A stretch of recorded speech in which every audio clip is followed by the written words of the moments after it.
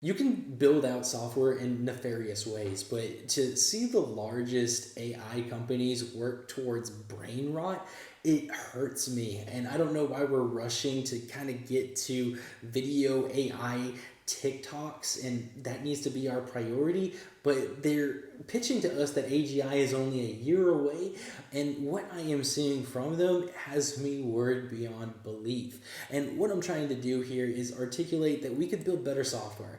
And I'm looking at all the different offerings, and what I'm going to do in this video is to give you an argument why this interface, which has zoom functionality, a canvas where you can move windows around and just basically drop anything that you find directly into it, and it will populate within the canvas. This is a better use of targeted results through AI than what is currently on the market. And if you look at Claude AI Imagine, which is a interface that they're showcasing as something to be really proud of, this sucks. I hate to break the news here, but what you have is you have this interface that dynamically generates for the user these windows, but it gives you a few key things that you would understand if you've worked with computers. You have files over here, but they only give you two, and one of them just runs a window where you can interact with Claude Code directly through the terminal on this window, which just sounds like the most terrible way to spend my time. There's nothing useful that I can get out of that. If I try to, like, for example, attach an image of anything, okay, I will create the image and it will get thrown up as a window with limited options that don't really have a way of connecting with anything new that I apply within this chat. So for example, this is the window that it used, and then I could analyze the image, generate a caption, or explain the meme, you know?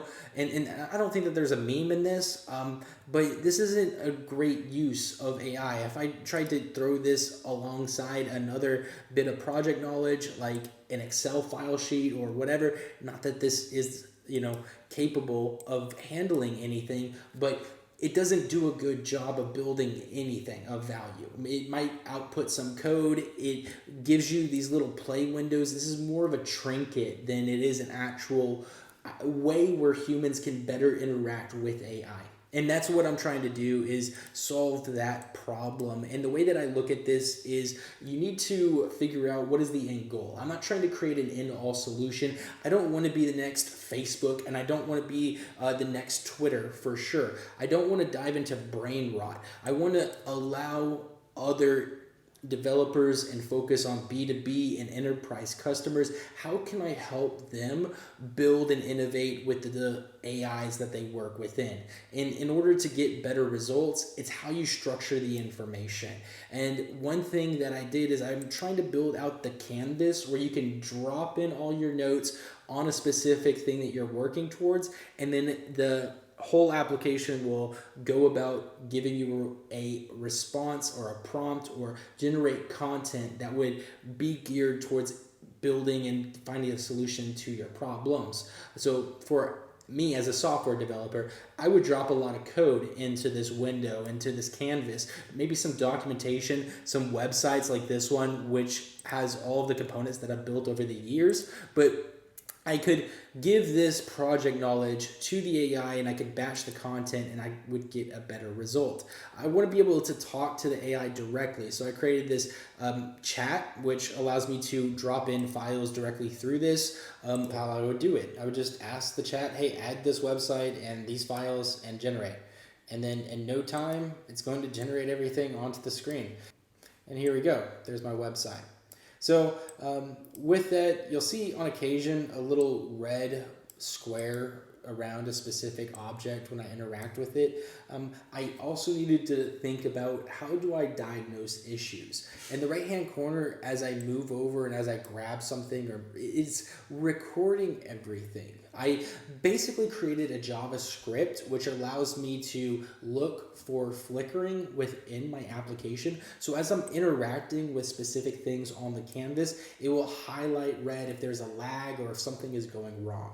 And I could use that to better build out the software that I am building within. And this application is pretty dynamic. As you can see here, this appears below that. If I use this up arrow, it's going to appear above the website. So I have the ability to move objects on the canvas between a Z index, which is very powerful. I also included this console, which allows me to filter the logs. So if I go over here, I could jump into different logs relating to the AI, any errors that might have happened, or just kind of view everything in real time. And everything is recorded in the logs of what is going on. This isn't actually recording any data or any information within the application, but it is just giving an insight of what people are moving if something were to break, and so I could better understand how to fix it. So if I use the fit to screen, it will resize. I can close out this diagnostics. I could switch in between light and dark mode. I could turn the grid on or off, and this lasso function could be useful later on to just group specific things of content, move it around, or use this batch content to basically use this as project knowledge when prompting for a question.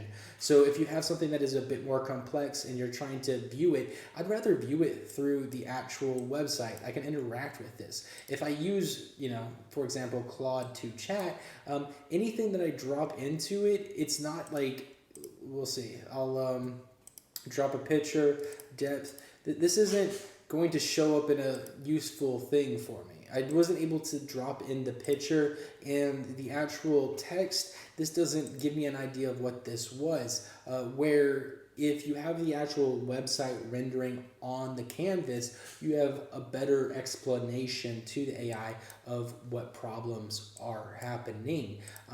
So yeah, I think it could be useful in a few different ways.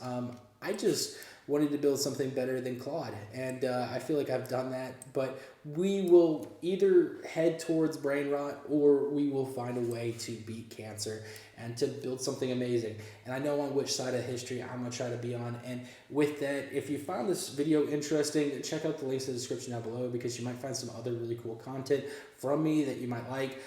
Building a POS system, how to create a payment system within your software. These are all key things that developers need to learn if you're going into full stack development and if you're trying to build out businesses through software. With me, I am excited for what comes next. I'm not going to be a pessimist. I don't think that we're going to just enter in this destructive AI slop age through all of this that is happening. We could still build better dashboards.